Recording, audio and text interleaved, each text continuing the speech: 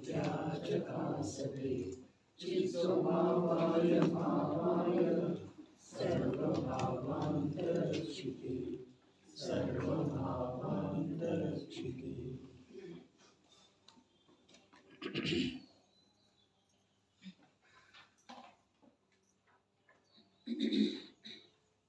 ಸಮಯ ಸಾರ ಪರಮಾಗಮದ ಮೇಲೆ ಆಚಾರ್ಯ ಶ್ರೀ ಅಮೃತಚಂದ್ರದೇವ ವಿರಚಿತ ಆತ್ಮಖ್ಯಾತಿ ಟೀಕೆಯ ಮಧ್ಯದೊಳಗೆ ಉದಿಸಿ ಬಂದಿರುವಂಥ ಕಲಶ ರೂಪದ ಕಾವ್ಯಗಳ ಮೇಲೆ ರಾಜಮಲ್ರಿ ಪಾಂಡೆಯವರು ಬರೆದಿರುವ ಬಾಲಬೋಧಿನಿ ಟೀಕೆಯ ಸ್ವಾಧ್ಯಾಯ ನಡೆದಿದ್ದೇವೆ.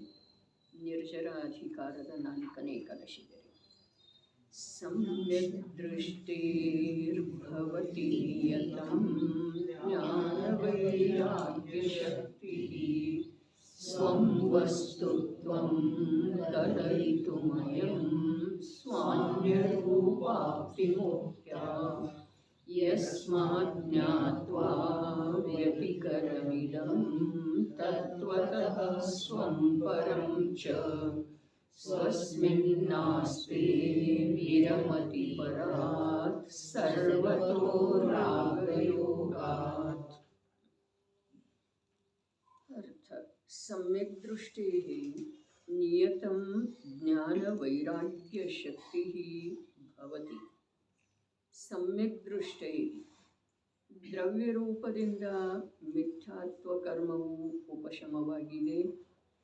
ಭಾವರೂಪದಿಂದ ಶುದ್ಧ ಸಮ್ಯಕ್ತ್ವ ಭಾವರೂಪವಾಗಿ ಪರಿಣಮಿಸಿರುವಂಥ ಜೀವನು ಅವನು ಜ್ಞಾನ ಎಂದರೆ ಶುದ್ಧ ಸ್ವರೂಪದ ಅನುಭವ ರೂಪ ತಿಳಿಯುವಿಕೆ, ವೈರಾಗ್ಯ ಎಷ್ಟು ಪರದ್ರವ್ಯಗಳು ದ್ರವ್ಯಕರ್ಮರೂಪ, ಭಾವಕರ್ಮರೂಪ ಮತ್ತು ನೋಕರ್ಮರೂಪದ ಜ್ಞೇಯ ರೂಪವಿವೆ, ಅವೆಲ್ಲ ಪರದ್ರವ್ಯಗಳದ್ದು ಸರ್ವ ಪ್ರಕಾರದಿಂದ ತ್ಯಾಗ.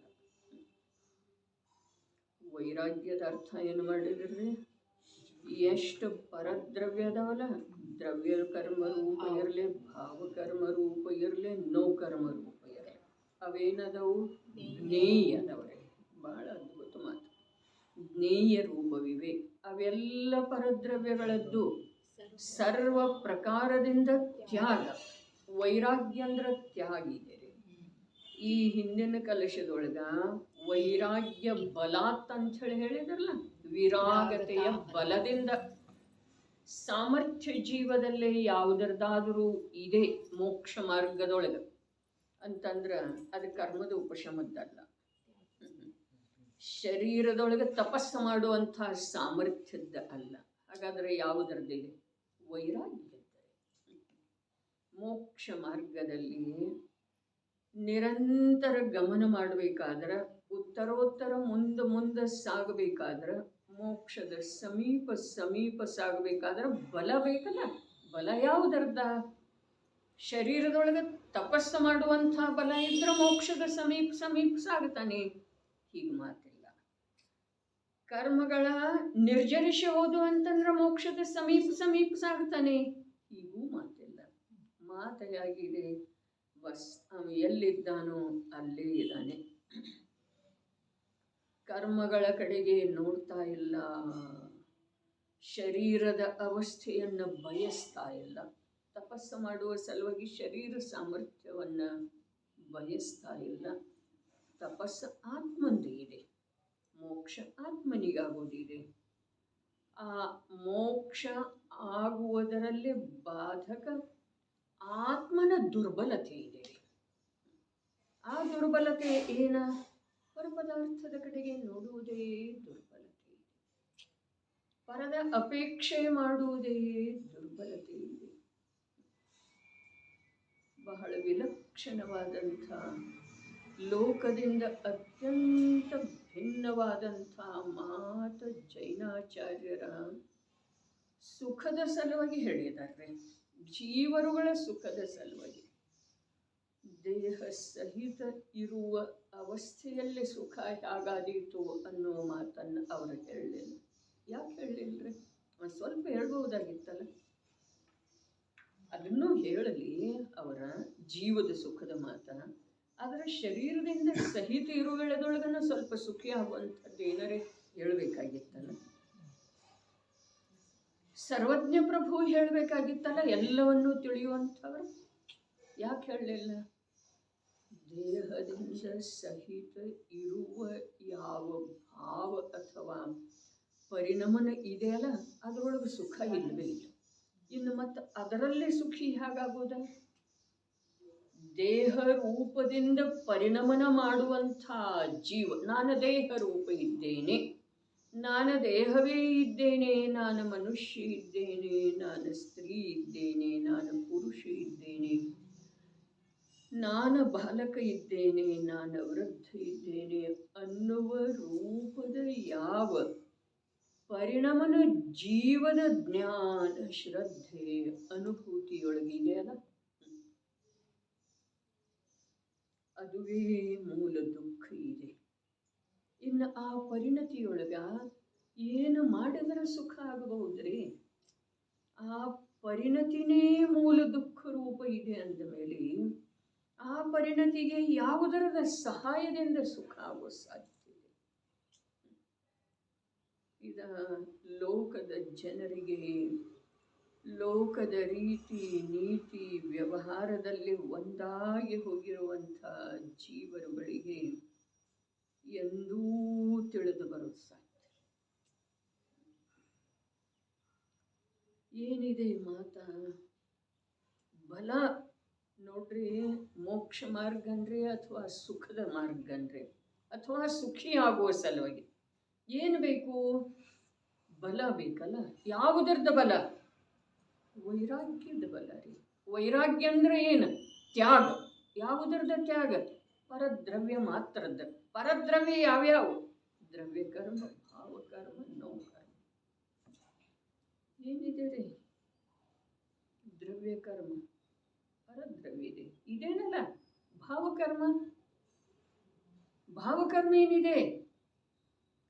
ಪರದ್ರವ್ಯದ ಕಡೆಗೆ ಜೀವ ಚೈತನ್ಯ ಸ್ವಭಾವಿ ಜೀವ ಪರದ್ರವ್ಯದ ಕಡೆಗೆ ನೋಡುವುದರಿಂದ ಆಗುವಂಥ ಜೀವದ ಅವಸ್ಥೆ ಇದೆ.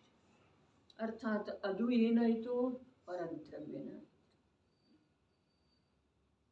ನೋಕರ್ಮ ಏನಿದೆ? ಪರದ್ರವ್ಯ ಇದೆ. ಬರೀ ಪರದ್ರವ್ಯ ಅಂದ ಮುಗಿಸಲೇನ್ರಿ. ಮತ್ತೊಂದು ವಿಶೇಷಣ ಏನು ಹೇಳಿದ್ರು? ಜ್ಞೇಯ ಅದಾವ ಅವೆಲ್ಲ. ಜ್ಞೇಯ ಅಂದ್ರೆ ಏನ? ಜ್ಞೇಯ ಅಂದ್ರೆ ಏನ? ಹೇಳೋದ್ರೆ ಅರ್ಧ ಅರ್ಧ ಹೇಳೋದಿಲ್ಲ. ಜ್ಞೇಯ ಅಂದ್ರೆ ಏನ್ರಿ ಗೌರಣ್ಣವ್ರ?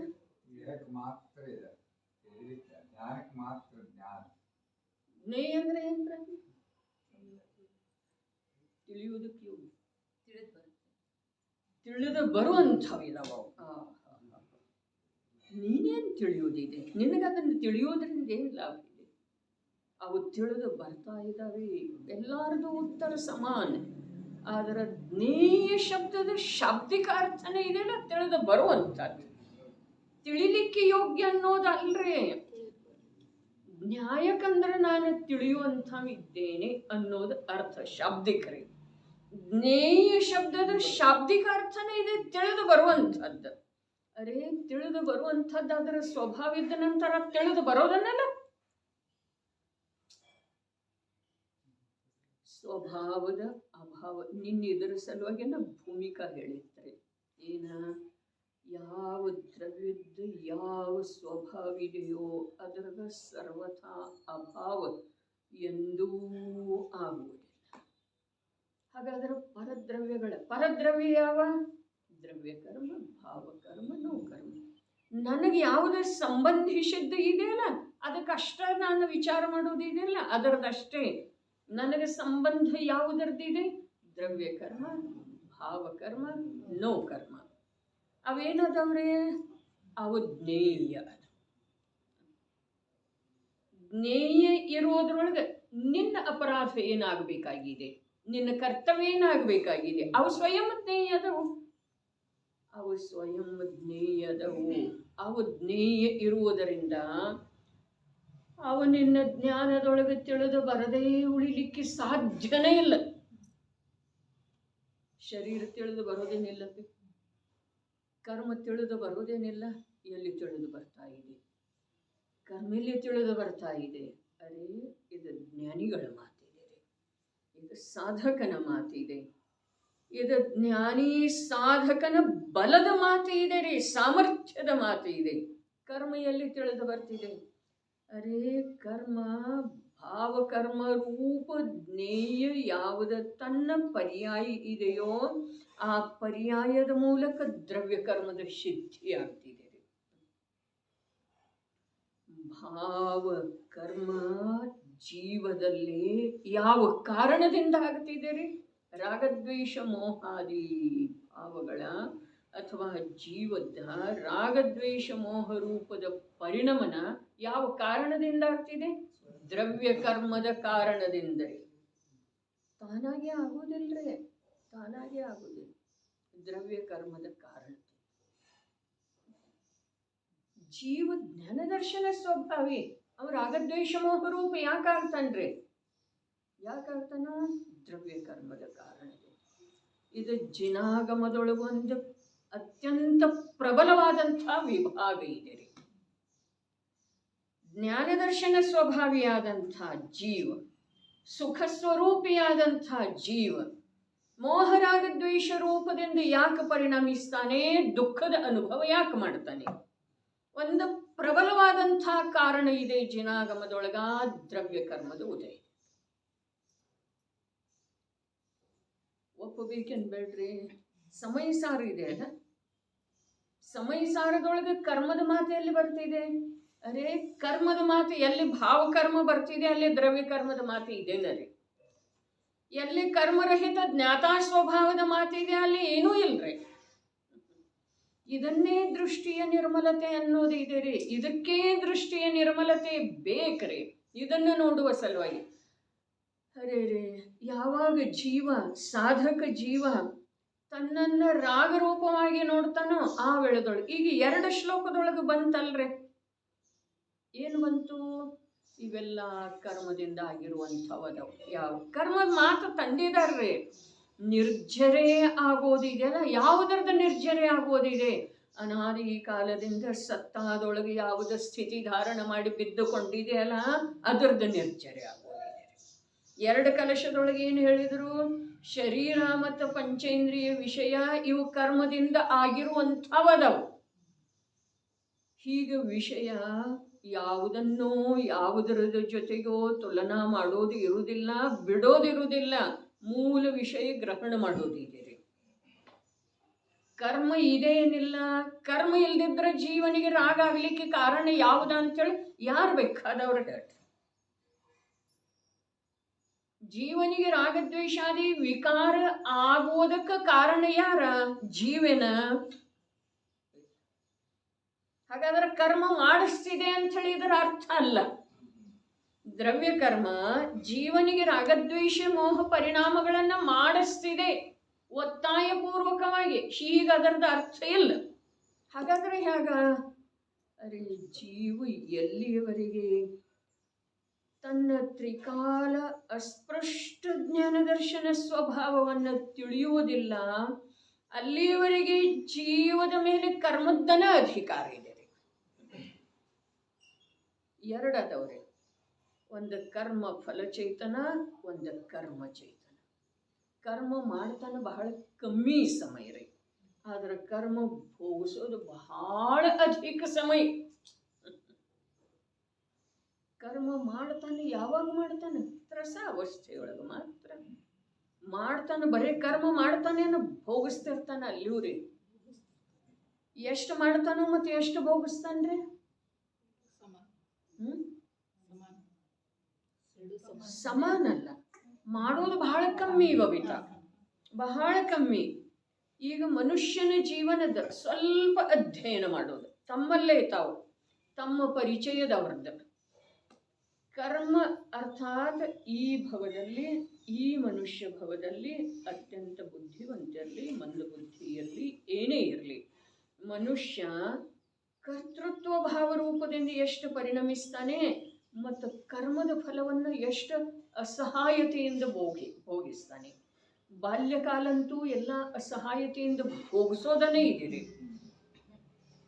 ಇನ್ನು ತರುಣಾವಸ್ಥೆಯೊಳಗೆ ಸಂತೋಷದಿಂದ ಭೋಗಿಸ್ತಾನ್ರಿ. ಅಧೀನ ಆಗ್ತಾನು, ಅದು ಭೋಗಿಸೋದನ್ನೇ ಇದೆ ಅಲ್ಲ. ಏನು ಮಾಡೋದಿದೆ, ಮಾಡುವುದು ಬಹಳ ಕಮ್ಮಿ ಇದೆ. ಒಂದಿಷ್ಟು ಅಧ್ಯಯನ ಮಾಡಬೇಕು. ಅಧ್ಯಯನ ಶಾಸ್ತ್ರದ ಶಬ್ದಗಳದ್ದಲ್ಲ, ಪರಿಭಾಷೆದ್ದಲ್ಲ, ವಿಷಯ ತಿಳಿದ ನಂತರ ಜ್ಞಾನದೊಳಗೆ ಅಧ್ಯಯನ ಆಗಬೇಕ್ರಿ. ಈ ಕರ್ಮ ಫಲಚೇತನ ಮತ್ತು ಕರ್ಮಚೇತನ ಇವು ಎರಡರೊಳಗೆ ಬಲಿಷ್ಠ ಮತ್ತು ದೀರ್ಘಕಾಲ ಇರುವಂಥದ್ದು ಯಾವುದಿದೆ ಹೇಳಿ? ಎರಡೇ ಕೇಳ್ತಾ ಇದ್ದೇನೆ ನಾನು. ಒಂದು ಕರ್ಮ ಫಲಚೇತನ, ಒಂದು ಕರ್ಮಚೇತನ. ಈ ಎರಡರೊಳಗೆ ಬಲಿಷ್ಠ ಯಾವುದಿದೆ? ಜೀವವನ್ನ ತನ್ನ ಕಪಿಮುಷ್ಟಿಯೊಳಗೆ ಗಟ್ಟಿಯಾಗಿ ಹಿಡಿದದ್ದು ಯಾವುದಿದೆ ರೀ? ಕರ್ಮಚೇತನ ಏನು ಕರ್ಮ ಫಲಚೇತನ? ಕರ್ಮ ಫಲಚೇತನ. ಕರ್ಮ ಫಲಚೇತನ. ಅರೇ ಮನುಷ್ಯ ನಾನು ಮಾಡ್ತೇನೆ ಅಂತೇಳಿ ಹಾರಾಡವು ಕೂಡ ಆ ಹಾರಾಟ ಎಷ್ಟು ದಿವಸದ್ದಿರ್ತಿದ್ದೀರಿ? ಎಷ್ಟು ದಿವಸದ್ದಿರ್ತಿದೆ? ಮತ್ತು ಆ ಕರ್ಮದ ಫಲವನ್ನ ಅಸಹಾಯಾಗಿ ಕೂಗಾಡಿದರನು ಏನಿಲ್ಲ, ಏನು ಮಾಡಿದರನು ರೋದನ ಮಾಡಿದರನು ಏನಿಲ್ಲ. ಭೋಗಿಸೋದ ಅನಿವಾರ್ಯ ಇದೆಯಲ್ಲ. ಭೋಗಿಸೋದು ಎಷ್ಟಿದೆ ರೀ? ಬರೇ ಮನುಷ್ಯ ಭವದ್ದು ಕೇಳ್ತಾ ಇದ್ದೇನೆ ನಾನು. ಇನ್ನು ಸಂಪೂರ್ಣ ಜೀವದ ಕಾಲಖಂಡವನ್ನು ನೋಡಿದ ನಂತರ ಕರ್ಮ ಫಲಚೇತನ 99.99 ಇದೆ ರೀ. ಆದ್ರೆ ಆ 99.99 ಏನು ಇದೆಯಲ್ಲ ಕರ್ಮ ಫಲಚೇತನ ಆಗಿ ಉಳಿಯೋದ, ಅದಕ್ಕೆಲ್ಲ ಕಾರಣ ಕರ್ಮಚೇತನದ ಏನು 0.01 ಇದೆಯಲ್ಲ, ಅಷ್ಟರಿಂದನೇ ಇದೆಲ್ಲ ಆಗಿದೆ ಅಂಥೇಳಿ ಒಂದು ಗಣಿತದ ಹಿಶೋಬ್ ಹೇಳ್ಬಹುದ್ರಿ. ಏನು 0.01% ಏನು ಇದೆಯಲ್ಲ, ಏನ ಕರ್ಮಚೇತನ. ಆ ಕರ್ಮಚೇತನದ ಪ್ರಬಲತೆಯಿಂದ ಅಷ್ಟು ಕಾಲದವರೆಗೆ ಈಗೇನು ಹೇಳಿತು 99.99 ಆ ಗಣಿತ ಇಲ್ಲಿ ಎಲ್ಲೂ ಹತ್ತೋದಿಲ್ರಿ. ಅದಕ್ಕಿಂತ ಬಹಳ ಅಧಿಕ ಕಾಲ ಕರ್ಮ ಫಲಚೇತನ ಆಗ್ತಾನೆ ಜೀವ. ಕರ್ಮದ ಫಲವನ್ನು ಭೋಗಿಸುವುದು ಅನಿವಾರ್ಯ. ನೋಡ್ರಿ, 6 ಗುರಾಣಿ. ಮೊದಲನೇ ಗುರಾಣಿ 15ನೇ ಪದ್ಯ ಏನೈತಿ? ಜೋ ಅಕಾಮ ನಿರ್ಜರ ಕರೆ ಭವನತ್ರಿಕಮೇ ಸುರತನತ್ರೈ. ಮನುಷ್ಯಗತಿಯೊಳಗ ಅಕಾಮ ನಿರ್ಜರ. ಅಕಾಮ ನಿರ್ಜರ ಅಂದ್ರೆ ಏನ? ಬಂದದ್ದನ್ನು ಭೋಗಿಸೋದು. ಏನದಕ್ಕೆ ಪ್ರತಿಕಾರ ಮಾಡೋದಿಲ್ಲ. ಯಾಕಂದ್ರೆ ಮಾಡೋಕೆ ಸಾಧ್ಯ ಇಲ್ಲ, ಯಾರೂ ಮಾಡ್ತಾ ಇಲ್ಲ. ನಂದಿದು ದುಃಖದ ವೇದನೆಯನ್ನು ಕಮ್ಮಿ ಮಾಡ್ರಪ್ಪ, ನನ್ನ ಆಸ್ತಿ ಬೇಕಾದ್ರೆ ನಿಮಗೆ ಬರೆದು ಕೊಡ್ತೇನೆ ಅಂಥೇಳಿ ಹೇಳಿದ್ರೆ ಯಾರು ಮಾಡ್ತಾರೆ? ಯಾಕೆ ಮಾಡೋದಿಲ್ಲ? ಅಷ್ಟು ವೈರಿದೆ ಇವನ ಜೊತೆಗೆ ಅವ್ರದ್ದೆಲ್ಲ ಇಲ್ಲ, ಸಾಧ್ಯ ಇಲ್ಲ ರೀ. ಅದ ವಸ್ತು ವ್ಯವಸ್ಥೆಯೊಳಗೆ ಹಾಗಿಲ್ಲ. ಹಾಗಾದ್ರೆ ಕರ್ಮದ ಫಲವನ್ನು ಈ ಒಂದು ಮಾಡ್ತೇನೆ ಲೋಕದ ತುಂಬೆಲ್ಲ ಕೋಲಾಹಲ ಮಾಡ್ತಾ ಇದ್ದಾನಲ್ಲ, ಮನುಷ್ಯ ಭವವನ್ನು ಪ್ರಾಪ್ತ ಮಾಡಿಕೊಂಡಿರುವಂಥ ಜೀವ, ಅವನು ಎಷ್ಟು ಕಾಲ ಮಾಡ್ತಾನೋ ಮತ್ತು ಎಷ್ಟು ಕಾಲ ಭೋಗಿಸ್ತಾನೋ ಹೇಳಿ. ಬರೀ ಒಂದು ಮನುಷ್ಯ ಭವದ ಅಪೇಕ್ಷೆ ಅದೇನು? ಬರೀ ಒಂದು ಮನುಷ್ಯ ಭವ 100 ವರ್ಷ ಅಂಥೇಳಿ ಇಟ್ಕೊಳ್ಳೋಣ. ಆ 100 ವರ್ಷದೊಳಗ ಲೆಕ್ಕಾಚಾರ ತೆಗೆದ್ರೆ ಎಷ್ಟು ವರ್ಷ ಅವನ ಕರ್ಮಚೇತನ ಮತ್ತು ಎಷ್ಟು ವರ್ಷ ಕರ್ಮ ಫಲಚೇತನ ಹೇಳಿ. ಗಣಿತ ಮಾಡ್ಕೊಂಡು ಬರ್ರಿ ಮನೆಯಲ್ಲಿ. ಅದಕ್ಕೇನು ಕ್ಯಾಲ್ಕುಲೇಟರನ್ನು ಬೇಕಾಗಿಲ್ಲ ಮತ್ತು ಪೆನ್ನ ಕಾಗದನೂ ಬೇಕಾಗಿಲ್ಲ, ಬುದ್ಧಿಯೊಳಗೆ ಮಾಡೋದಿದೆ. ತಮ್ಮ ಅಕ್ಕಪಕ್ಕದವ್ರದ, ತಮ್ಮ ಹಿರಿಯರ್ದ, ತಮ್ಮ ಮನೆಗೆ ಬರುವಂಥ ನೌಕರರ್ದ, ಕೆಲಸದವ್ರದ ಸ್ಟಡಿ ಮಾಡೋದಲ್ಲ, ವಿಚಾರ ಮಾಡೋದು.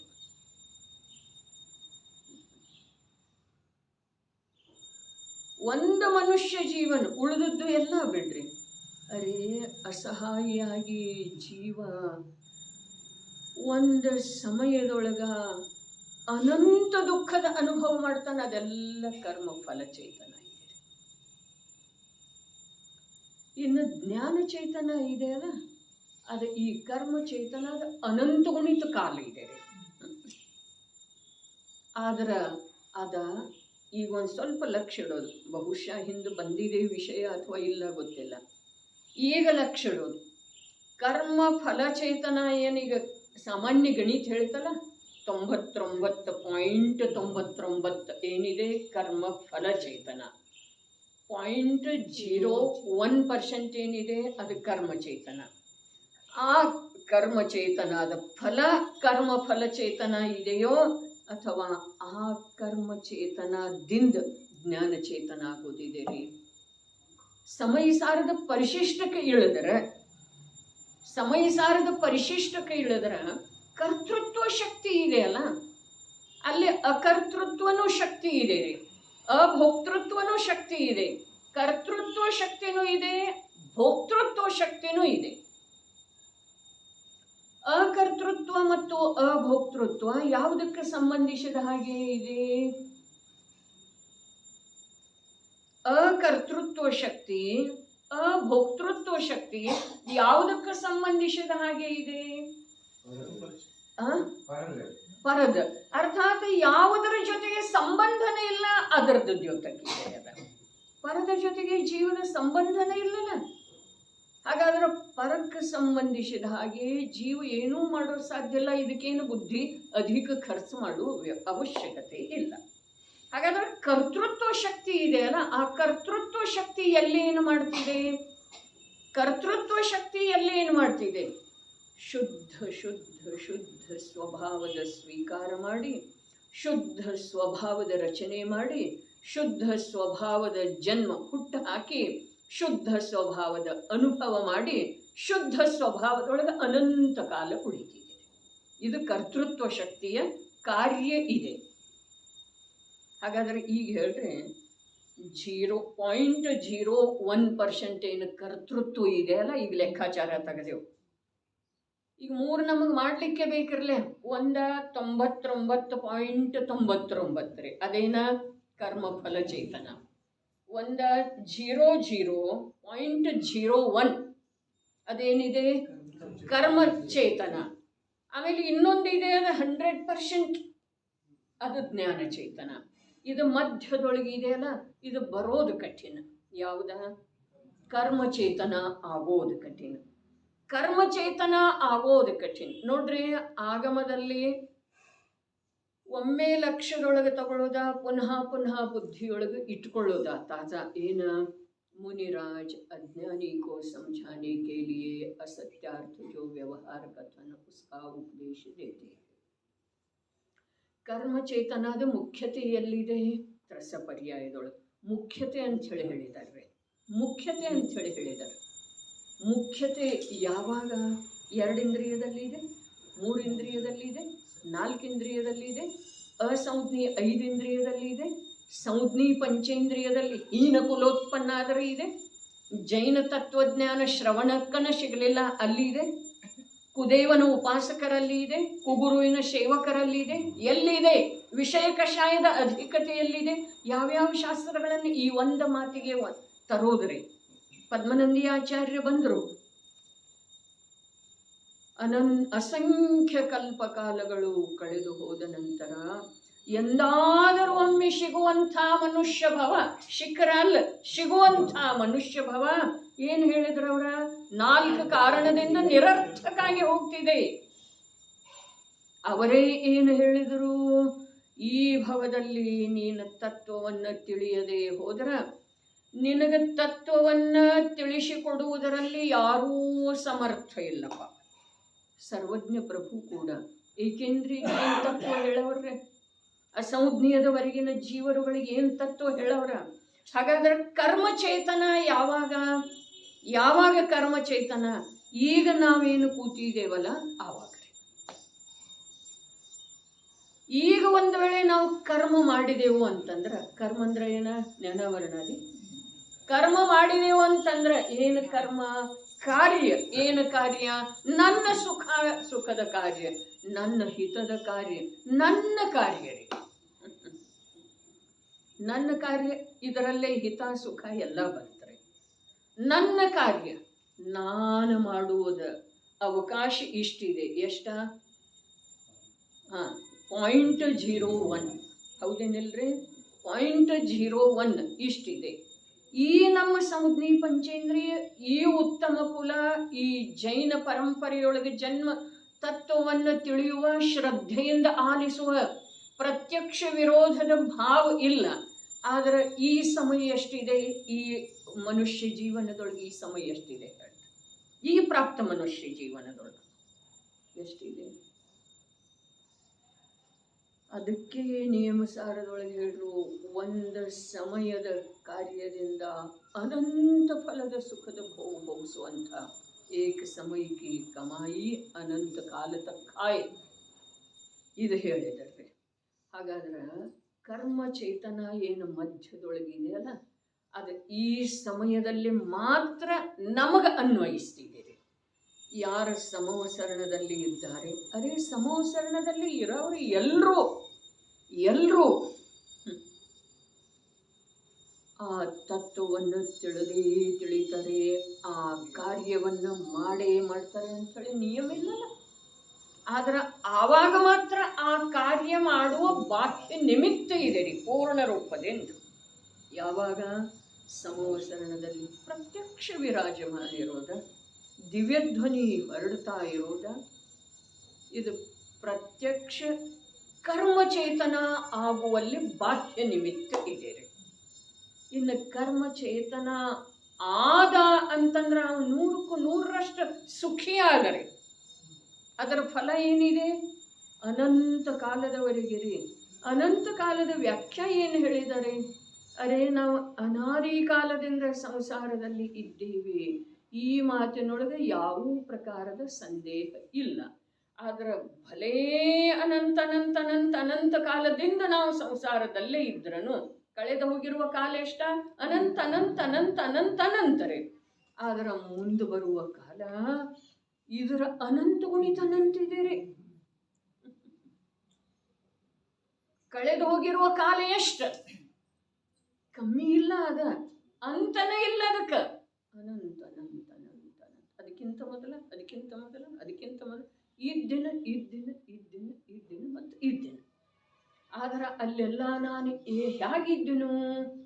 ಪರರೂಪದ ಅನುಭವ ಮಾಡುವುದರೊಳಗೆ, ವಿಪರೀತ ಮನ್ನಣೆಯ ಅನುಭವ ಮಾಡುವುದರೊಳಗೆ, ನನ್ನ ಸುಖದಿಂದ ನಾನು ಹೊರಗಿದ್ದೇನೆ, ನನ್ನ ಜ್ಞಾನ ಸ್ವಭಾವವನ್ನು ನಾನು ಮರೆತು ಕೂತಿದ್ದೇನೆ, ಜಡದ ಹಾಗೆ ಆಗಿ. ಈಗ ಒಂದು ವರ್ತಮಾನ ಸಮಯ ಇದೆ ಅಲ್ಲ, ಈಗ ಒಂದು ವರ್ತಮಾನ ಸಮಯ ಏನಿದೆ, ಇದು ಕರ್ಮಚೇತನ. ಯಾವಾಗ? ಕರ್ಮ ಮಾಡಿದರೆ. ಏನು ಕರ್ಮ ಮಾಡೋದ? ಅರೇ, ನಾನು ಜ್ಞಾತ, ವಿಶ್ವದ ಯಾವ ಪದಾರ್ಥಗಳು ನನಗೆ ಕಾಣಿಸ್ತವೆಯೋ ಅವೆಲ್ಲ ಅವು ತನ್ನ ಸ್ವಭಾವದಿಂದ ಕಾಣಿಸ್ತಾ ಇದ್ದಾವೆ. ನನ್ನ ಸ್ವಭಾವದಿಂದ ಕಾಣಿಸ್ತಾ ಇಲ್ಲ. ಇಲ್ಲಿ ಭೇದ ತಿಳಿಬೇಕ್ರಿ. ನನ್ನ ಸಾಮರ್ಥ್ಯದಿಂದ ನನಗೆ ಪರದ್ರವ್ಯ ಕಾಣಿಸ್ತಾ ಇಲ್ಲ. ಆದರೆ ಪರದ್ರವ್ಯದೊಳಗೆ ಕಾಣಿಸಿಕೊಳ್ಳುವ ಸಾಮರ್ಥ್ಯ ಇದೆ, ಶಕ್ತಿ ಇದೆ ಅಂಥೇಳಿ ಕಾಣಿಸ್ತಾ ಇದೆ. ಆದರೆ ಕಾಣಿಸಿದ ಮಾತ್ರಕ್ಕ ಅದರ ಕುರಿತಾಗಿ ಏನಾದರೂ ಕಲ್ಪನೆ ಮಾಡಬೇಕು, ಹೀಗೆ ನನ್ನ ಸ್ವಭಾವ ಇಲ್ಲ. ಇಲ್ಲಿ ಸ್ವಭಾವ ಬಂತ್ರಿ, ಅಲ್ಲಿ ಸಾಮರ್ಥ್ಯ ಬಂತು. ಎಲ್ಲಿ? ಪರಪದಾರ್ಥ ಯಾವ ಜ್ಞೇಯ ರೂಪದಿಂದ ನನಗೆ ಕಾಣಿಸಿಕೊಳ್ತಾ ಇದ್ದಾವಲ್ಲ, ಅವು ನನ್ನ ಯಾವ ಪ್ರಯತ್ನದಿಂದಲ್ಲ, ತನ್ನ ಸಾಮರ್ಥ್ಯದಿಂದ ಕಾಣಿಸಿಕೊಳ್ತಾ ಇದ್ದಾವೆ. ಆದರೆ ಕಾಣಿಸಿಕೊಂಡ ನಂತರ ನಾನು ಅವುಗಳ ಕುರಿತಾಗಿ ಏನಾದರೂ ಕಲ್ಪನೆ ಮಾಡಬೇಕು. ಇದನ್ನು ಹೀಗೆ ಮಾಡಬೇಕು, ಇದನ್ನು ಹೀಗೆ ಮಾಡಬೇಕು, ಇದನ್ನು ಹೀಗೆ ಇಟ್ಕೊಳ್ಬೇಕು. ಈ ಪ್ರಕಾರದ ಏನೇನು ಇದೆಯಲ್ಲ, ಅದು ನನ್ನ ಸ್ವಭಾವದೊಳಗೆ ಇಲ್ಲ. ಇವು ಎರಡೂ ನಿರ್ಣಯ ಯಾವಾಗ ಈ ಜೀವಕ್ಕೆ ಇಂಥ ನಿಮಿತ್ತ ಇರುವಳೆದೊಳಗೆ ಆಗ್ತಿದೆಯೋ ಅಷ್ಟು ಮಾತ್ರ ಕರ್ಮಚೇತನ. ಚೇತನ ಅದನ ಚೇತನ ಆಗುವ ರೂಪದ ಕರ್ಮ ಮಾಡಿದ. ಆ ಕರ್ಮದಿಂದ ಅವೇನಾದ? ಜ್ಞಾನಚೇತನ ಆದ. ಚೇತನ ಯಾವದನು ಅವ ನಿಜವಾಗಿ ತನ್ನ ಕರ್ಮ ಮಾಡಿದ, ಕಾರ್ಯ ಮಾಡಿದ ಅಂತಂದ್ರೆ ಅನಂತ ಕಾಲದವರೆಗೆ ಅವೇನಾಗ್ತಾನೆ? ಜ್ಞಾನಚೇತನ. ಇನ್ನು ಆ ಜ್ಞಾನಚೇತನ ಅನಂತ ಅನಂತ ಅನಂತ ಈಗೇನು ಕಳೆದು ಹೋಗಿದೆ ಅದರ ಅನಂತ ಉಣಿತ ಅನಂತ ಕಾಲ ಇದೆಯಲ್ಲ, ಅಲ್ಲೇ ಒಂದು ಕರ್ಮ ಚೇತನ ಅದನ್ನೇನಿಲ್ರಿ, ಮಾಡ್ತಾನೆ ಇದ್ದಾನೆ. ಕರ್ಮ ಫಲಚೇತನ ಅದನ್ನೇನಿಲ್ರಿ, ಅದನ್ನ ಕರ್ಮ ಫಲಚೇತನ ಏನ ಅನಂತ ಸುಖ ಅನಂತ ಸುಖ, ಸ್ವಾಧೀನ ಸ್ವಾಧೀನ ಸ್ವಾಧೀನ. ಎಲ್ಲ ಎಲ್ಲದವ್ರಿ? ಕರ್ಮ ಚೇತನದೊಳಗದವೇನು, ಜ್ಞಾನ ಚೇತನದೊಳಗದವೇನು, ಜ್ಞಾನ ಕರ್ಮ ಫಲ ಚೇತನದೊಳಗದ.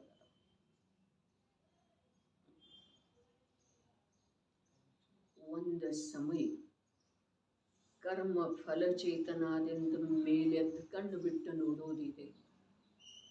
ಅರೆ ನಾನೆಂಥವಿದ್ದೇನೆ, ಮೋಹ ನಿದ್ರೆಯಿಂದ ಎಚ್ಚೆತ್ತುಕೊಂಡು ನಾನು ದೇಹದಿಂದ ಭಿನ್ನ ಇದ್ದೇನೆ. ಇದು ಆಗಮದ ವಚನ ಐತ್ರಿ. ನಾನು ದೇಹದಿಂದ ಭಿನ್ನ ಇದ್ದೇನೆ ಅನ್ನೋದು ಆಗಮದ ವಚನ ಐತಿ. ಹಾಗಾದ್ರೆ ಆಗಮದ ಸಂಯೋಗ ಯಾವ ಜೀವನಿಗೆ ಆಗಿಲ್ಲವೋ ಆ ಜೀವ ಕರ್ಮಚೇತನ ಆಗೋದು ಸಾಧ್ಯ ಇದೇನಿಲ್ಲ. ಆ ಜೀವದ ಜ್ಞಾನ ಅವನ ಕರ್ಮಚೇತನದಿಂದ ಪ್ರಕಟ ಆಗೋ ಸಾಧ್ಯದೇನಿಲ್ಲ. ಇದೇ ರೀ ಯಾಕೆ ಜ್ಞಾನದ ಸ್ವಭಾವನ ಅಂಥದ್ದಿದೆ. ಎಂಥದ್ದಿದೆ ಎಂಥದ್ದಿದೆ, ಯಾವ ಪದಾರ್ಥ ಹೇಗಿದೆಯೋ ಹಾಗೆ ತಿಳಿಯೋದು. ಇನ್ನಿಲ್ಲಿ ಇನ್ನೊಂದು ವಿಷಯ ಬರ್ತಿದೆ. ಮತಿಶ್ರುತ ಜ್ಞಾನೇನದವು ಅವು ಈಗ ನಮ್ಮ ಹತ್ರ ನಮ್ಮ ಕಾರ್ಯ ಮಾಡಿಕೊಳ್ಳುವ ಸಲುವಾಗಿ ಏನದವು, ಬಂಡವಾಳದವರೆ, ಮೂಲಧನ. ಮತಿಶ್ರುತ ಜ್ಞಾನ ನನ್ನ ಕಾರ್ಯ ನಾನು ಮಾಡಿಕೊಳ್ಳುವ ಸಲುವಾಗಿ ನನ್ನಲ್ಲಿ ಮೂಲಧನ ಸ್ವರೂಪ ಇದೆ. ಹಾಗಾದರೆ ಆ ಮತಿಶ್ರುತ ಜ್ಞಾನದ ಸ್ವರೂಪ ಆಗಮದಲ್ಲಿ ಹೇಳ್ತಾರೆ. ಅದು ಕೇವಲ ಜ್ಞಾನದವರೆಗೆ ಕೊಂಡೊಯ್ಯುವುದೇ ಅದರದ ಸ್ವಭಾವ ಇದೆ. ಮತಿಶ್ರುತ ಜ್ಞಾನದ ಸ್ವಭಾವ ಏನಿದೆ? ಮತಿಶ್ರುತ ಜ್ಞಾನದ ಸ್ವಭಾವ ಏನಿದೆ?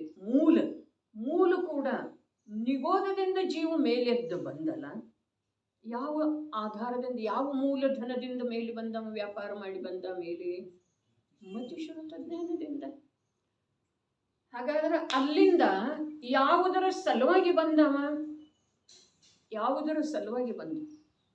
ಆ ಮತಿಶ್ರುತ ಜ್ಞಾನದ ಮೂಲಕ ವ್ಯಾಪಾರ ಆರಂಭ ಮಾಡ್ತಾ ಮಾಡ್ತಾ ಮೂಲಧನವನ್ನು ಹೆಚ್ಚಿಸಿಕೊಳ್ಳುತ್ತಾ ಈ ಸಂಜ್ಞೆ ಪಂಚೇಂದ್ರಿಯದವರೆಗೆ ಬಂದ. ಹಾಗಾದ್ರೆ ಇಲ್ಲಿಯವರೆಗೆ ಬಂದದ್ದು ಅಥವಾ ಅಲ್ಲಿಂದ ಮೇಲೆ ಪ್ರಕಟ, ನಿಗೋಧದಿಂದ ಮೇಲೆ ಬಂದದ್ದು, ಇವೆಲ್ಲ ಯಾವುದರ ಆಧಾರದಿಂದ? ಮತಿಶ್ರುತ ಜ್ಞಾನದ ಆಧಾರದಿಂದ. ಇದರದ ನಿಜವಾಗಿ ಕಾರ್ಯ ಎಲ್ಲಿಯವರೆಗೆ ಇದೆ?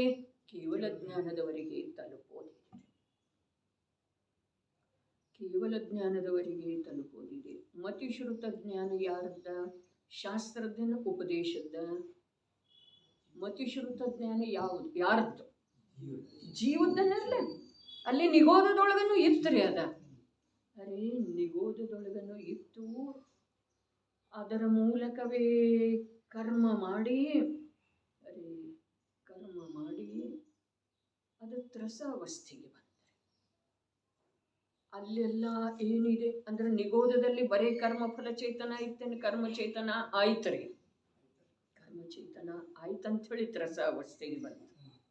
ತ್ರಸಾವಸ್ಥೆಯಿಂದ ಕೂಡ ಉತ್ತರೋತ್ತರ ಮೇಲೆ ಬರಬೇಕಾದ್ರೆ ಕರ್ಮ ಫಲಚೇತನ ಇರುವೆಳೆದೊಳಗೆ ಕೂಡ ಅದನ್ನು ಗಮನ ಮಾಡಿತೇನಿಲ್ರಿ, ಅದನ್ನು ಬಿಟ್ಟಿತೇನಿಲ್ರಿ. ಅದರ ಕಡೆದ ಲಕ್ಷ್ಯವನ್ನ ಪರಿಹಾರ ಮಾಡುವುದರಿಂದನ ಉತ್ತರೋತ್ತರ 2, 3, 4, 5 ಸಂಜ್ಞೀತನ ಇವೆಲ್ಲ ಪ್ರಾಪ್ತ ಆದವು. ಹಾಗಾದರೆ ಏನು ಕರ್ಮ ಮಾಡಿತದಲ್ಲಿ? ಏನು ಕರ್ಮ ಮಾಡಿ? ಅದೇ ಅದು ಕರ್ಮ ಮಾಡಿತು ತನ್ನ ಪೂರ್ಣತೆಯನ್ನು ತಲುಪುವಂಥ ಒಂದು ಅದ್ಭುತ ಕರ್ಮವನ್ನು, ಕಾರ್ಯವನ್ನು ಅದು ತನ್ನಲ್ಲೇ ತನಗೂ ಗೊತ್ತಿಲ್ಲದ ಮಾಡಿದೆ. ನನಗೆ ಮೋಕ್ಷಕ್ಕೆ ಹೋಗೋದಿದೆ ಅಂಥೇಳಿ ನಿಗೋಧದಲ್ಲಿ ಅದಕ್ಕೆ ಇದಿರಲಿಲ್ಲ, ಬುದ್ಧಿಪೂರ್ವಕ ವಿಚಾರ ಇರಲಿಲ್ಲ. ಅದರ ನಂತರ 2ರಿಂದ 3, 3ರಿಂದ 4, 5 ಸಂಜ್ಞಿತನ, ಜೈನ ಕುಲ ಇದೆಲ್ಲ ಪ್ರಾಪ್ತ ಆಯ್ತಲ್ಲ. ಇದು ಯಾವುದರಿಂದ ಆಯಿತು? ವಿಚಾರ ಇರಲಿಲ್ಲ, ಆ ಪ್ರಕಾರದ ವಿಚಾರ ಇರಲಿಲ್ಲ, ಆ ಪ್ರಕಾರದ ಧ್ಯೇಯ ಇರಲಿಲ್ಲ. ಆದರೂ ಕೂಡ ಆ ಕಾರ್ಯವನ್ನು ಬರೀ ತನ್ನ ಪೂರ್ಣ ಸ್ವಭಾವವನ್ನು ಪ್ರಾಪ್ತ ಮಾಡಿಕೊಳ್ಳುವ ಒಂದು ಉತ್ಸಾಹದಿಂದ. ಅರೆ ನೋಡ್ರಿ, ಯಾವನೋ ಓರ್ವ ಮನುಷ್ಯ ಅತ್ಯಂತ ನಿರುದ್ಯೋಗಿ, ಜೀವನದೊಳಗೆ ಏನೂ ಮಾಡೇ ಗೊತ್ತಿಲ್ಲ. ಮಾಡೋದಂದ್ರೆ ಅವನು ಮಾಡೋದೆಲ್ಲ ಮಾಡ್ತಿರ್ಬೋದು ಎಲ್ಲ ಕಾರ್ಯಗಳನ್ನು, ಆದರೆ 1 ಪೈಸಾ ಗಳಿಸಿ ಗೊತ್ತಿಲ್ಲ. ಅಂಥವ ಇದ್ದಕ್ಕಿದ್ದ ಹಾಗೆ ಯಾವುದೋ ಕಾರ್ಯ ಮಾಡಿ ಒಂದು 10 ರೂಪಾಯಿ ದಿನಗೂಲಿಯನ್ನು ಗಳಿಸಿದ ಅಂತಂದ್ರೆ ಆ ಗಳಿಕೆ ಏನಿದೆ ಅವನದ, ಆ 10 ರೂಪಾಯಿ ಮತ್ತು ಅದರ ಹಿಂದೆ ಇರುವಂಥ ಯಾವ ಪ್ರಯತ್ನ, ಆ ಪ್ರಯತ್ನದ ಪ್ರೇರಣೆಯಿಂದನ ಅವ 20 ರೂಪಾಯಿ 200 ರೂಪಾಯಿ ಗಳಿಸುವಂಥ ಕಾರ್ಯ ಮಾಡ್ತಾನೋ ಅಥವಾ ಇಲ್ರಿ? ನೀ ಹೀಗ ಮಾಡಿದೆ ಅಂದ್ರೆ ನಿನ್ನಲ್ಲಿ ಇಷ್ಟ ಆಗ್ತಿದೆ ನೋಡು, ಇಷ್ಟ ಆಗ್ತಿದೆ ನೋಡು, ಆಮೇಲೆ ನೀ ಇಷ್ಟು ದೊಡ್ಡ ಯಾರು ಹೇಳಬೇಕಾಗಿದೆ ಏನ್ರಿ? ಅದು ಏನು ಪರಿಶ್ರಮ 10 ರೂಪಾಯಿ ಗಳಿಸುವ ಸಲುವಾಗಿ ಮಾಡಿದ, ಆ 10 ರೂಪಾಯಿ ನೋಡಿ ಏನು ಪ್ರೇರಣೆ ಅವನಲ್ಲೇ ಬಂತು, ಆ ಪ್ರೇರಣೆಯಿಂದ ಅದೇ ಪ್ರಕಾರದ ಪುರುಷಾರ್ಥವನ್ನು ಅಧಿಕ ಮಾಡ್ತಾ ಅವನು 200 ರೂಪಾಯಿ ಅಥವಾ 2,000 ರೂಪಾಯಿ, 20,000 ರೂಪಾಯಿ, 20 ಲಕ್ಷ ರೂಪಾಯಿ ಮಾಲೀಕ ಆದರೆ ಅವನಿಗೆ ಯಾವುದಾದರೂ ಈಗೆಲ್ಲ ಅವೆಲ್ಲ ನಾಟಕದವರೇ. ಏನ ಬಿಸ್ನೆಸ್ ಮ್ಯಾನೇಜ್ಮೆಂಟ್ ಕೋರ್ಸ, ಅದು ಮ್ಯಾನೇಜ್ಮೆಂಟ್ ಯಾರು ಮಾಡಿದಾರೆ? ಅವರು ಯಾರ ಮೇಲೆದ್ದು ಬಂದರಲ್ಲ ಹಳ್ಳಿಯಿಂದ, ಯಾವುದೋ ವ್ಯಾಪಾರ ಮಾಡಿ ಸಣ್ಣ ಒಂದು ಅಂಗಡಿ ಇಟ್ಟರು, ಆಮೇಲೆ ಅದನ್ನು ದೊಡ್ಡದು ಮಾಡ್ರು. ಅದಕ್ಕೆ ಏನು ಕೋರ್ಸ್ ಮಾಡಿದ್ದಾರೆ ಅವರ? ಇನ್ನು ಒಕ್ಕಲ್ತನ ಮಾಡುವಂಥ ಇಷ್ಟ ಜಮೀನಿತ್ತು, ಆ ಜಮೀನದೊಳಗೆ ಸ್ವಲ್ಪ ಏನರೇ ಮಾಡಿದ, ಅದರಿಂದ ಅವನಿಗೆ ಉತ್ಸಾಹ ಬಂತು. ಆ ಫಲವನ್ನು ನೋಡಿ, ಆ ಬೆಳೆಯನ್ನು ನೋಡಿ ಇನ್ನೊಂದಿಷ್ಟು ಅಧಿಕ ಭೂಮಿಯನ್ನು ಹದ ಮಾಡಿಕೊಂಡ, ಇನ್ನೊಂದಿಷ್ಟು ಎಲ್ಲ ಕಡೆಗೂ ಇನ್ನೊಂದಿಷ್ಟು ಹದ ಮಾಡಿಕೊಂಡ, ಇನ್ನೊಂದಿಷ್ಟು ಬಿತ್ತಿದ, ಇನ್ನೊಂದಿಷ್ಟು ಸರಿಯಾಗಿ ಬೆಳೆಸಿದ, ಇನ್ನೊಂದಿಷ್ಟು ಅದರಿಂದ ಲಾಭ ಅಧಿಕ ಆಯಿತು. ಅಂದರೆ ಇಲ್ಲಿ ಯಾರು ಶಿಕ್ಷಣ ಕೊಡೋದು ಅವಶ್ಯಕ ಇದೆ ಏನ್ರಿ? ಇದೇನ ಅಗ್ರಿಕಲ್ಚರ್ ಶಿಕ್ಷಣ ಯಾರು ಕೊಟ್ಟರ್ರಿ? ತಾನಾಗೇನ ಕಲ್ಕೊಂಡು ಅಥವಾ ಇಲ್ಲ? ವಿಚಾರ ಮಾಡ್ರಿ. ಅದೇ ಪ್ರಕಾರ ಜೀವನ ನಿಗೋಧದಿಂದ ಬಂದ ಉತ್ತರೋತ್ತರ ಮೇಲೆ ಬಂದಲ್ಲ, ಯಾವುದರ ಪ್ರೇರಣೆಯಿಂದ, ಯಾವ ಆಧಾರದಿಂದ ಬಂದ? ತನ್ನ ಪ್ರಯತ್ನ ಮತ್ತು ತನ್ನ ಉತ್ಸಾಹದ ಆಧಾರದಿಂದ ಆ ಫಲವನ್ನು ನೋಡಿ ಸಂತುಷ್ಟ ಆದರೆ. ಅರೆ ಈಗ ನಾವು ಶಬ್ದದಿಂದ ತಿಳ್ಕೊಳ್ಳಿಕ್ಕೆ ಪ್ರಯತ್ನ ಮಾಡ್ತಾ ಇದ್ದೇವೆ, ಆದರೆ ಅದು ಸ್ವಾಭಾವಿಕವಾಗಿ ಜೀವದಲ್ಲಿ ಆಗುವಂಥ ಕಾರ್ಯ ಇದೆ. ಯಾವುದೋ ಒಂದು ಪದಾರ್ಥವನ್ನು ಅಡುಗೆ ಮನೆಯಲ್ಲಿ ಮಾಡಿದ ನಂತರ ಅದರದ್ದು ರುಚಿ ನೋಡಿ, ಇದು ಬಹಳ ರುಚಿಯಾಗಿದೆಯಲ್ಲ, ಇದನ್ನು ಹೀಗೆ ಮಾಡ್ಬೋದು ಅಂಥೇಳಿ ತಾನೇ ಬುದ್ಧಿ ಹೊಳಿತಿದೆಯೋ ಅಥವಾ ಇಲ್ಲ? ಏನು ಅದರ ಸಲುವಾಗಿ ಏನೇನಾದರೂ ಅದವು? ಏನಾದರೂ ಇದ್ರೆ ಮನುಷ್ಯ ಭವದಲ್ಲಿ ಏನಾದರೂ ಅವಕ್ಕೆಲ್ಲ ಬಿಸ್ನೆಸ್ಗಾಗಲಿ, ಅಗ್ರಿಕಲ್ಚರ್ಗಾಗಲಿ ಅಥವಾ ಅಡುಗೆಗಾಗಲಿ ಏನಾದರೂ ಒಂದು ವೇಳೆ ಇದ್ರೆ ಪ್ರಾರಂಭದ ಹಂತದೊಳಗ ಕೇವಲ ನಿಮಿತ್ತ ರೂಪದಿಂದ ಇದ್ದಾವೆ. ಈಗ ನಿಮಿತ್ತದ ಮಾತು ಪಂಚಾಧ್ಯಾಯಿಯ ಆಧಾರದಿಂದ ಸಂಪದದೊಳಗೆ ಏನು ಹೇಳಿದರು ಹೇಳ್ರಿ? ಮರೆತು ಹೋಯ್ತು, ಭಾಳ ಹೊತ್ತಾಯ್ತಲ್ಲ ಈಗ ಅದನ್ನು ಓದಿ.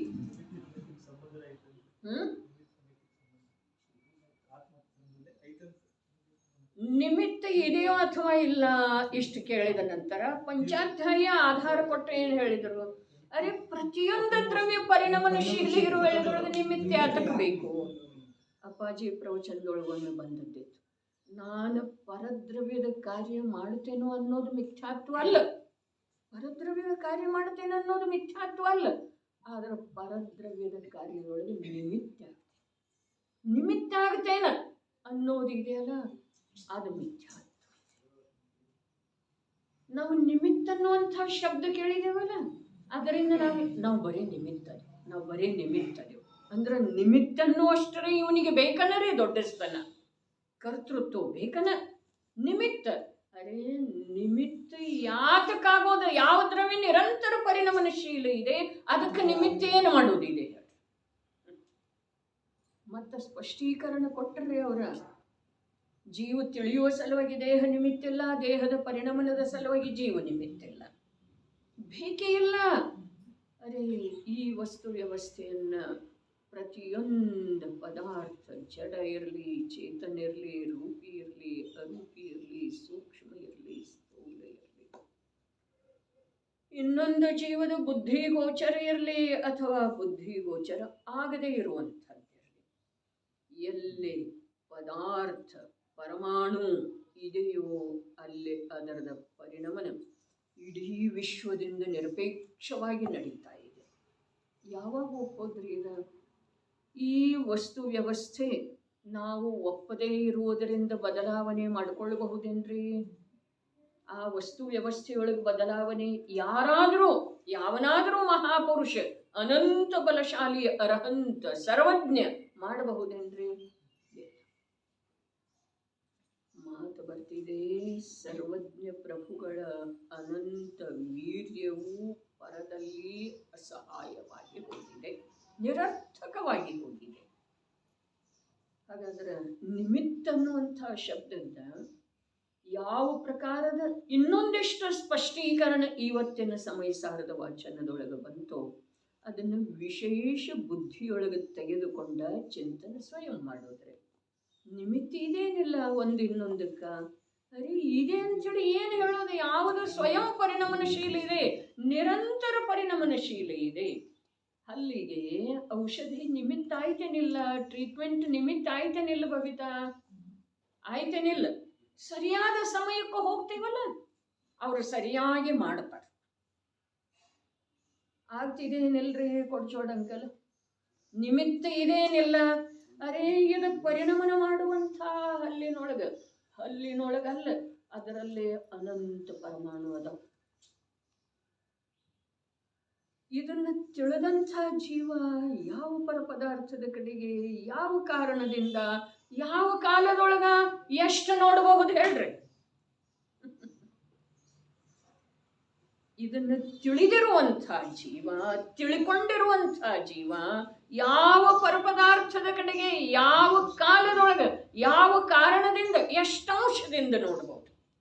ಅದನ್ನೇ ಹೇಳಿದರೆ ಯಾವ ಸರ್ವಜ್ಞ ಪ್ರಭು ಯಾವ ಕಾಲದೊಳಗೆ ಯಾವ ಜಡ ಅಥವಾ ಚೇತನ ಪದಾರ್ಥದ ಯಾವ ಪ್ರಕಾರದ ಪರಿಣಮನ ಆಗೋದಿದೆಯೋ ಕಾರ್ತಿಕೇಯನ ಪ್ರೇಕ್ಷೆ, ಅದರೊಳಗೆ ಯಾರೂ ಯಾವ ಪ್ರಕಾರದ ಬದಲಾವಣೆಯನ್ನ ಮಾಡೋದು ಸಾಧ್ಯ ಇಲ್ಲ. ನಾವು ಎಷ್ಟು ಒಪ್ಪುತ್ತೇವ್ರಿ? ಓಡ್ತೇವೇನಿಲ್ಲ. ಮತ್ತ ಆ ಓಡುವುದರ ಸರಿ ಇಲ್ಲಿ ಒಂದು ಹೆಜ್ಜೆ ಓಡುವುದರೊಳಗೆ ಅಲ್ಲಿ 10 ಭವದ ರಚನೆ ಆಗಿರ್ತಿದ್ದೀರಿ. 10 ಅಂತ ಹೇಳಿ ಹೇಳುವುದ ನಮ್ಮ ಬುದ್ಧಿಗೆ ತಿಳಿಯುವ ಸಲುವಾಗಿ.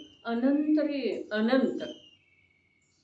ಯಾರಿಗೆ ಈ ಪರಾಧೀನ ಸಂಸಾರ ಚಕ್ರದಿಂದ ಬಿಡುಗಡೆ ಹೊಂದುವ ತೀವ್ರ ಅಭಿಲಾಷೆ ಉತ್ಪನ್ನ ಆಗಿದೆಯೋ ಅವರ ಈ ಮೂಲ ಸಿದ್ಧಾಂತವನ್ನು, ಒಂದು ದ್ರವ್ಯ ಇನ್ನೊಂದು ದ್ರವ್ಯದೊಳಗೆ ಏನೂ ಮಾಡೋದ ಸಾಧ್ಯ ಇಲ್ಲ, ಒಂದು ದ್ರವ್ಯದೊಳಗೆ ಆಗುವಂಥ ಪರಿಣಮನಕ್ಕೆ ವಿಶ್ವದ ಯಾವ ದ್ರವ್ಯ ನಿಮಿತ್ತ ಆಗೋದು ಸಾಧ್ಯ ಇಲ್ಲ. ಎಷ್ಟೋ ಬಾರಿ ಬಂದದ್ದಿದೆ, ಕಥನದ ಸಲುವಾಗಿ ನಿಮಿತ್ತದ ಉಪಸ್ಥಿತಿ ಇದೆ, ಕಾರ್ಯ ನಿಮಿತ್ತದಿಂದ ನಿರಪೇಕ್ಷೆ ಇದೆ. ಕಾರ್ಯ ಹೇಗಿದೆ? ನಿಮಿತ್ತದಿಂದ ನಿರಪೇಕ್ಷೆ ಇದೆ. ಒಪ್ಪೋದು ಸಾಧ್ಯ ಇಲ್ಲ. ಡಬ್ಬಿಯಲ್ಲಿರುವಂಥ ಹಿಟ್ಟು ತಾನಾಗೆ ರೊಟ್ಟಿ ಆಗ್ತಿದೆ, ಡಬ್ಬಿಯಲ್ಲಿರುವಂಥ ಅಕ್ಕಿ ತಾನಾಗೆ ಅನ್ನ ಆಗ್ತಿದೆ. ಅದೇ ಒಪ್ಪೋದನ್ನ ಸಾಧ್ಯ ಇಲ್ಲ. ಅದರ ಸರ್ವಜ್ಞ ಹೌದಲ್ಲ, ಮತ್ತೆ ತಾನಾಗೆ ಆಗ್ತಾ ಇದೆಯಲ್ಲ, ನೀನೇನು ಮಾಡ್ತಾ ಇದ್ದೆ ಅಂತ ಅವ್ರು ಕೇಳ್ತಾರ್ರಿ. ತಾನಾಗೆ ಹೇಗಾಗ್ತಿದೆ ಅಂತ ಇವ್ ಅಂತಂದ್ರೆ, ಹಾಗಾದ್ರೆ ಇಬ್ಬರದು ಯಾವ ಪ್ರಕಾರದ ಸಾಮ್ಯತೆ ಮಾಡೋದ್ರಿ? ಇಬ್ಬರನ್ನು ಯಾವ ಪ್ರಕಾರ ಹೊಂದಿಸೋದ್ರಿ? ನೀ ಹಾಗೆ ತಿಳಿಲಿಕ್ಕೆ ಸ್ವತಂತ್ರ ದೀಪ ರುಚಿಸಿದ ಕಡೆ ಹೋಗಲೇ ಜೀವ ಅಂತಾರ ಅವ್ರು. ಹೇಗಿದೆ ನೀನು ಹೀಗೆ ತಿಳಿಯವಿದೆ, ಅದರ ಕಾಲ ಲಬ್ಧಿ ಬರಬೇಕು. ಒಂದ್ ದಿವಸ ನೀನು ಹೀಗೆ ಅರೆ ಜೀವದ ಜ್ಞಾನ ಇರೋದನ್ನ ಹೇಗಿದೆ ಹಾಗೆ ತಿಳಿಯುವ ಸಲುವಾಗಿರಿ. ಹಾಗಾದ್ರೆ ಅದರ ನಾಶ ಎಂದೂ ಆಗೋದಿಲ್ಲ ಅಂದಮೇಲೆ ಅದರದ ಪ್ರಯೋಜನ ಭೂತಕಾರಿ ಇಂದಲ್ಲ ನಾಳೆ ಆಗೋದು ಅಥವಾ ಇಲ್ರಿ? ಹೇಗಿದೆ ಹಾಗೆ ತಿಳಿಯುವ ಸಲುವಾಗೇನ ಜೀವದಲ್ಲಿ ಜ್ಞಾನ ಇದೆ. ಅದು ಇದುವರೆಗೆ ನಾಶ ಆಗುತ್ತ ಅದಕ್ಕೆ ಉಳಿದಿದೆ. ಯಾವುದಕ್ಕೆ? ಹೇಗಿದೆ ಹಾಗೆ ತಿಳಿಯೋ ಒಂದು ಕಾಲ ಬರ್ತಿದೆ ಅಂಥೇಳಿ. ಮತ್ತು ಅದೇ ಕಾರ್ಯ ಮಾಡೋದಿದೆ. ಯಾವ ಅನಂತ ಜೀವರುಗಳು ಸಿದ್ಧಾಲಯದೊಳಗೆ ಹೋಗಿ ಕೂತರೋ ಅವರು ಯಾವ ಕಾರ್ಯ ಮಾಡ್ತಾ ಇದ್ದಾರೋ ಅದೇ ಕಾರ್ಯ ಮಾಡೋದು ನಮ್ಮದು ನಿಮ್ಮದು ನಿಗೋಧದಲ್ಲಿರುವಂಥ ಅಭವ್ಯ ಜೀವಂದು ಕೂಡ ಅದೇ ಸ್ವಭಾವ ಇದೆ. ಆದ್ರೆ ಮಾಡೋದಿಲ್ಲ. ಅವ ಅನಂತ ಕಾಲ ಕಳೆದ್ರೂ ಆ ಜೀವ ಮಾಡೋದಿಲ್ಲ. ಇನ್ನು ಯಾರು ಮಾಡ್ತಾರಲ್ಲ ಅವರು ಯಾವಾಗ ಮಾಡ್ತಾರ್ರಿ? ಅವರವ್ರದ ಕಾಲಲಬ್ಧಿ ಬಂದ ಮೇಲೆ ಮಾಡ್ತಾರೆ. ಯಾವುದರಿಂದ ಮಾಡ್ತಾರೋ? ಶಾಸ್ತ್ರದಿಂದೇನು, ಗುರುವಿನಿಂದೇನು, ಸರ್ವಜ್ಞರಿಂದ. ಅರೆ ತಮ್ಮ ಪ್ರಾಪ್ತ ಮತಿಶ್ರುತ ಜ್ಞಾನ. ಕೇವಲ ಜ್ಞಾನದ ಆಧಾರ ಯಾವುದಿದೆ ರೀ? ಶಾಸ್ತ್ರ, ಮತಿಶ್ರುತ ಜ್ಞಾನ. ಯಾರ್ದದ? ಯಾರ್ದು? ಯಾರಿಗೆ ಕೇವಲ ಜ್ಞಾನ ಆಗಿದೆ ಅಲ್ಲ ಅವ್ರದ್ದೇ. ನಮ್ಮಲ್ಲೇ ಇದೆ. ಅದು ಯಾವುದರ ಸಲುವಾಗಿ ಇದೆ? ಕೇವಲ ಜ್ಞಾನ ರೂಪ ಪರಿಣಾಮನ ಆಗೋ ಸಲುವಾಗಿನ ಇದೆ. ಅಪಮಾನಿತ ಆಗುವ ಸಲುವಾಗಿಲ್ಲ, ದುಃಖಿ ಆಗುವ ಸಲುವಾಗಿಲ್ಲ, ಸಂಸಾರದೊಳಗೆ ಪರಿಭ್ರಮಣ ಮಾಡುವ ಸಲುವಾಗಿಲ್ಲ. ಅದರ ಕಾಲ ಬರೋ ತನಕ ಅದು ದುಃಖಿ ಆಗೋದು, ಅಪಮಾನಿತ ಆಗೋದು. ಅನಂತ ಕೇವಲಿಗಳಿಂದ ಅಪಮಾನಿತ ದೇವ್ರಿ ನಾವ. ನನ್ನಂಥದೇ ಸ್ವಭಾವ ಇದ್ರೂ ಏನು ಮಾಡ್ತಾ ಕೂತಿದೆ ಈ ಜೀವ ಅಂತಾರೆ ಅವರ. ಅಂದ್ರೆ ಅದು ಅಪಮಾನ ಹೌದು ಅಥವಾ ಇಲ್ಲ? ವಿಚಾರ ಮಾಡೋದು. ಏನು ಹೇಳ್ತಾ ಇದ್ದಾರೆ ಇಲ್ಲಿ ಈ ವಿಷಯದ ಕಡೆಗೆ ಇನ್ನು ನಾಳೆನರೆ. ಮೊದಲನೇದು ಒಂದು ಪದಖಂಡದ ಸ್ವಲ್ಪ. ದ್ರವ್ಯ ರೂಪದಿಂದ ಸಮ್ಯಕ್ ದೃಷ್ಟೇ ಶಬ್ದದ ಅರ್ಥ ರೀ. ಸಮ್ಯಕ್ ದೃಷ್ಟೇ ನಿಯತಂ ಜ್ಞಾನ ವೈರಾಗ್ಯ ಶಕ್ತಿ ಭವತಿ. ಒಂದು ಸಮ್ಯಕ್ ದೃಷ್ಟೇ ಶಬ್ದದ ಅರ್ಥ ಏನು ಮಾಡಿದ್ರು? ದ್ರವ್ಯ ರೂಪದಿಂದ ಮಿಥ್ಯಾತ್ವ ಕರ್ಮವು ಉಪಶಮವಾಗಿದೆ. ಭಾವರೂಪದಿಂದ ಶುದ್ಧ ಸಮ್ಯಕ್ತ್ವ ಭಾವರೂಪವಾಗಿ ಪರಿಣಮಿಸಿರುವಂಥ ಜೀವನ. ಮೊದಲೇನು ಹೇಳಿದರು? ನಿಮಿತ್ತ ಹೇಳಿದ್ದಾರೆ. ಯಾಕೆ ಹೇಳಿದರು? ಇಲ್ಲಿಯವರೆಗೆ ಶುದ್ಧ ಸಮ್ಯಕ್ತ್ವ ಭಾವರೂಪವಾಗಿ ಜೀವ ಸ್ವಯಂ ತಾನೇ ಪರಿಣಮಿಸಿರಲಿಲ್ಲ. ಆದರೆ ಅದರಲ್ಲಿ ಮುಖ್ಯ ರೂಪದಿಂದ ಏನಿತ್ತು? ದ್ರವ್ಯದ ರೂಪದ ಕರ್ಮ, ಮಿಥ್ಯಾತ್ವ. ಈ ನೋಡ್ರಿ, ಒಂದರ ಕಾರಣದಿಂದ ಅರ್ಥಾತ್ ಕರ್ಮದ ಕಾರಣದಿಂದ ನಮ್ದು ಈ ಶ್ಲೋಕದ ವಿಷಯನ ಈ ಶಬ್ದದಿಂದ ಆರಂಭ ಆದದ್ದು ಇದೆ. ಕರ್ಮದ ಕಾರಣದಿಂದನ ಜೀವನಿಗೆ ವಿಕಾರಿ ಭಾವಗಳ ಆಗ್ತಾ ಇದ್ದಾವೆ. ಇದರದ ಒಂದಿಷ್ಟು ದೀರ್ಘ ಇಡೀ ದಿವಸ ವಿಚಾರ ಮಾಡ್ರಿ. ಹೊಸ ಕಲಶ ನಮ್ಮ ಜೀವನದೊಳಗೆ ಪ್ರವೇಶ ಮಾಡ್ತಾ ಇದೆ ಅಂದಮೇಲೆ ಅದಕ್ಕೊಂದು ಭದ್ರವಾದಂಥ ಭೂಮಿಕೆ ತಯಾರಾಗಬೇಕ್ರಿ. ಇಲ್ಲಿಯವರೆಗೆ ನನ್ನ ಜೀವನದಲ್ಲಿ ರಾಗದ್ವೇಷ ಮೊದಲಾದ ವಿಕಾರಗಳೇ ಮೋಹ ರೂಪದ ಪರಿಣಮನವೇ ಆಯಿತು. ಅದಕ್ಕೆ ಕಾರಣ ಯಾರ? ಅದಕ್ಕೆ ಕಾರಣ ಕರ್ಮ. ದ್ರವ್ಯಕರ್ಮ, ದ್ರವ್ಯಕರ್ಮ, ದ್ರವ್ಯಕರ್ಮ. ಭಾವಕರ್ಮಕ್ಕೆ ಕಾರಣ ಯಾರ? ದ್ರವ್ಯಕರ್ಮ. ಭಾವಕರ್ಮದಿಂದ ಏನಾಗ್ತಿದೆ? ಭಾವಕರ್ಮದಿಂದ ಏನಾಗ್ತಿದೆ? ದುಃಖ ಆಗ್ತಿದೆ. ಸಂಯೋಗಿ ಪದಾರ್ಥದೊಳಗೆ ಏಕತ್ವ ಬುದ್ಧಿ ಆಗ್ತಿದೆ. ನೋ ಕರ್ಮದ ಉಪಸ್ಥಿತಿ. ವಿಕಾರ ಆಗಲಿಕ್ಕೆ ಕಾರಣ ಯಾರ? ಇಲ್ಲಿಯವರೆಗೆ ಬಹಳಷ್ಟು ಕಥನ ಆಗಿದೆ ರೀ. ಏನ ವಿಕಾರ ಆಗಲಿಕ್ಕೆ ಕರ್ಮ ಕಾರಣ ಅಲ್ಲ, ಅನ್ಯ ಯಾವೂ ದ್ರವ್ಯ ಕಾರಣ ಅಲ್ಲ, ತನ್ನ ಸ್ವಭಾವವನ್ನು ತಾನು ಮರೆತಿರುವುದೇ ಕಾರಣ ಇದೆ ಅನ್ನೋದ ಈ ಸಮಯಸಾರ ಕಲಶದೊಳಗ ಬಹಳಷ್ಟು ಹೆಚ್ಚು ಕಡಿಮೆ ಎಲ್ಲ ಕಥನ ಅದೇ ಆಗಿದೆ ರೀ. ಆದ್ರೆ ಇವತ್ತ ಅದನ್ನು ತಿರುವಿ ಹಾಕೋದಿದೆ ರೀ. ತಿರುವಿ ಹಾಕದ ವಿನಃ ತಿನ್ಲಿಕ್ಕೆ ಬರುವುದಿಲ್ಲರಿ. ಚಪಾತಿ ತಿರುವಿ ಹಾಕದ ವಿನಃ ತಿನ್ಲಿಕ್ಕೆ ಬರ್ತೀರಿ? ಬರುವುದಿಲ್ಲ. ಅದೇ ಪ್ರಕಾರ ನಮಗೆ ಈ ಜಿನವಾಣಿ ನಮಗೆ ಯಾವ ಕ್ಷುಧಾಬಾಧೆ ಅಥವಾ ದುಃಖದ ನಿವಾರಣೆ ಅಥವಾ ಭವ ಪರಂಪರೆಗೆ ಒಂದು ಕೊನೆ ತರಬೇಕಾದ್ರೆ ಅದನ್ನು ತಿರುವಿ ಹಾಕೋದು ಅವಶ್ಯಕ ಇದೆ. ಏನು? ಕರ್ಮದ ಕಾರಣದಿಂದನ ಆಗಿದೆ ವಿಕಾರ. ಇಲ್ಲಿಯವರೆಗೆ ಏನು ಮಿಥ್ಯಾತ್ವ ಆಗಿದೆ, ಚತುರ್ಗತಿಗಳಲ್ಲೇ ಪರಿಭ್ರಮಣ ಆಗಿದೆ, ಅದು ಯಾವುದರ ಕಾರಣದಿಂದ? ಕರ್ಮದ ಕಾರಣದಿಂದ. ಕರ್ಮದ ಕಾರಣದಿಂದ. ಹಾಗಾದ್ರೆ ಇದಕ್ಕೆ ವಿರುದ್ಧವಾದಂಥ ಇಲ್ಲಿಯವರೆಗೆ ಏನು ಚರ್ಚೆ ಆಗಿದೆಯಲ್ಲ ಅದು ತತ್ವ ಇಲ್ಲಿ ಬರ್ತಿದೆ. ಏನು? ಹಾಗಾದ್ರೆ ಕರ್ಮ ಯಾವಾಗ ಹೊರಟು ಹೋಗ್ತಿದೆ ಆವಾಗ ಚತುರ್ಗತಿ ಭ್ರಮಣ ನಿಲ್ತಿದೆ. ಹಾಗಿಲ್ಲ. ಮೋಕ್ಷ ಮಾರ್ಗಕ್ಕೆ ಕಾರಣ ಯಥಾರ್ಥ ಜ್ಞಾನ, ಸಂಸಾರಕ್ಕೆ ಕಾರಣ ಕರ್ಮ. ಇದರದ್ದು ವಿಚಾರ ಮಾಡಿ.